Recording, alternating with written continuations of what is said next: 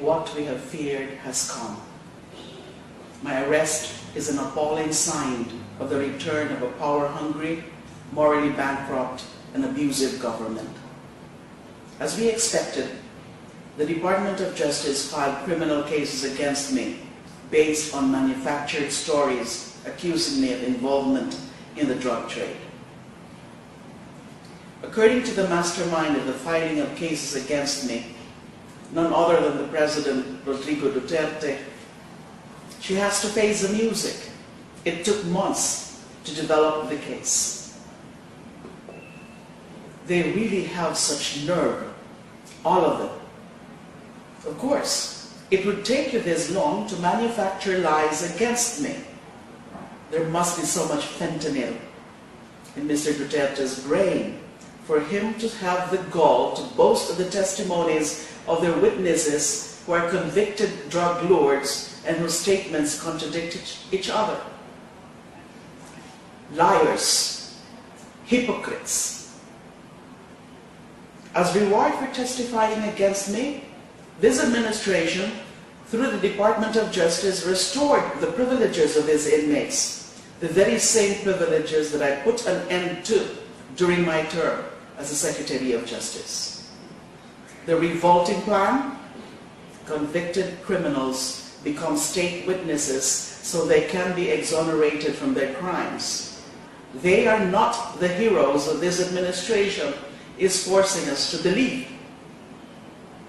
Where else in the world have you seen drug lords turn into state witnesses? All they have ever done is to follow the badly written script of this administration, to pin me down with baseless accusations for their personal gain. In the very beginning, we have seen the brand of injustice his regime is pushing for. As they continue to malign and persecute me, meanwhile, Mr. Vitaliano Aguirre of the DOJ cuddled prisoners in exchange for their testimonies, and Solicitor General Jose Calida sought the acquittal of the convicted kidnapper and indicted mastermind of pork barrel scandal, Janet Lim Napoles. From the very beginning, I knew that this regime would not seek true justice. The filing of criminal cases against me is only the fulfillment of Mr. Duterte's fixation for revenge against me because of my investigation of the Davao Death Squad when I was then the chairperson of the Commission on Human Rights.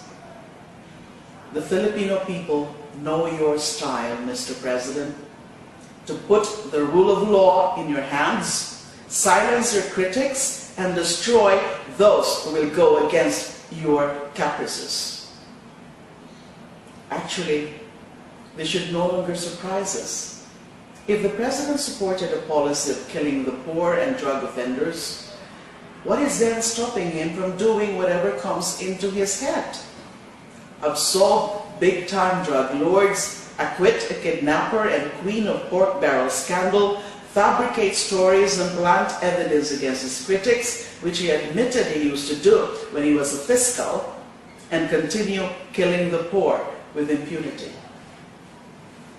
We all know that every action of the President has no clear basis. He does it on a whim, not because it is right or wrong, but because he can do it, and we are letting him. This is impunity. Whatever he does, he is confident that he is free from any punishment.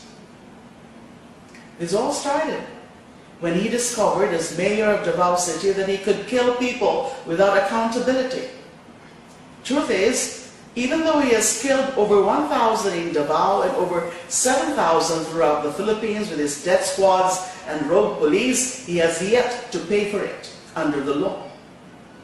But perhaps now he can be made accountable for his horrible crime against humanity. Recently, the President's right-hand man in the Davao Death Squad, Police Officer Arturo Las Cañas, finally revealed himself. Just like his former comrade, Edgar Matobato, he too made a public confession about the killings they carried out in Davao City upon the orders of President Duterte himself. He, together with police officer Sanson Sonny Benaventura, are the brains and hands of President Duterte in any of the Davao Death Squad operations. With the revelation of Las Cañas, there is no more doubt that our president is a murderer and a sociopathic serial killer. This is also the reason why we are experiencing all the madness in government under this regime that is being led by the #1 criminal in the entire Philippines, if not in the whole world, none other than President Rodrigo Roa Duterte. Let's not ask anymore, how come there seems to be a reunion of questionable characters under the Duterte regime, from the Marcoses to Arroyo and up to Napoles, together with the lawyers and operators. Also, there are the main enforcers of President Duterte's orders, Secretary Aguirre and Solgen Calida, who are among the abusive and arrogant officials in our government. Let's no longer ask why, during the Duterte regime, all the criminals, the corrupt, the savages, and those with evil souls have returned and are thriving. I speak before you with honor and integrity as my only defense. As former Human Rights Chairperson and Justice Secretary, I can look everyone straight in the eye and say, my track record as a public servant has never been tarnished by any wrongdoing except until now based on manufactured lies. I have never used and will never use my position for my personal interest. I say, I am innocent. I have never betrayed, and I will never betray the trust of my country and the Filipino people. Clearly, this administration has evil and dangerous plans to make an example of me, to intimidate, silence, and destroy anyone who dares challenge them, to draw public attention away from the government's abuses and failures, and to cover up their most murderous war on drugs. In the past 7 months, the death toll of his war, or of this war, has exceeded the number of deaths recorded during the 14 years of martial law and the Marcos regime. The fight is not mine alone.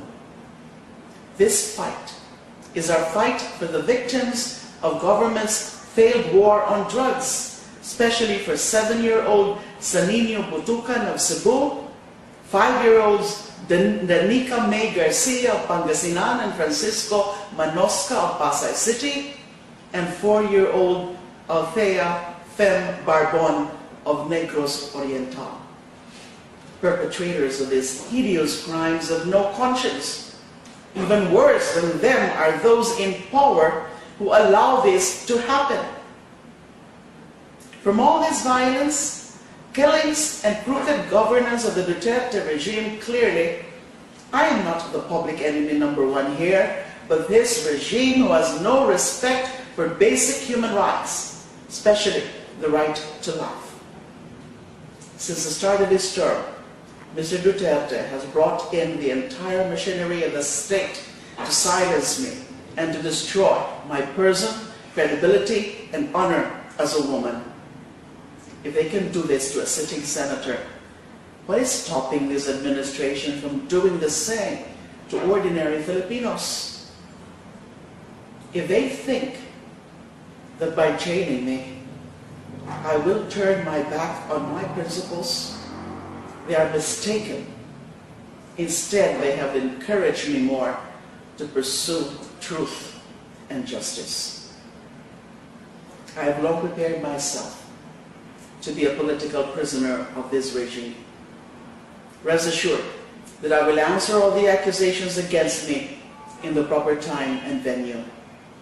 To the best of my ability, I will fulfill my duties as Senator of the Republic. Even in prison, even as I continue to be persecuted by this government for as long as I live, I will continue fighting the good fight up to my very last breath. Mr. Duterte, Stop the killings now. Stop harassing me. Stop this madness. Instead, the Filipino people are begging for your undivided attention to address the myriad problems our country faces. I call on the members of the Fourth Estate to guard our fragile democracy against attempts to curtail our rights and freedom and against the return of dictatorship. I urge people of conscience everywhere, please pray for the Philippines.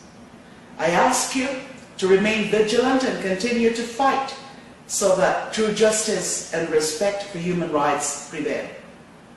Let us not allow this administration to continue violating our Constitution, disrespecting our laws, and taking the lives of our countrymen.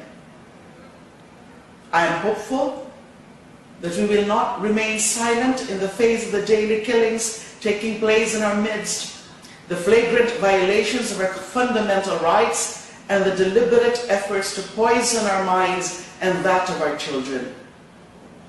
Let us fight for our rights. Let us fight for justice. Let us fight for democracy.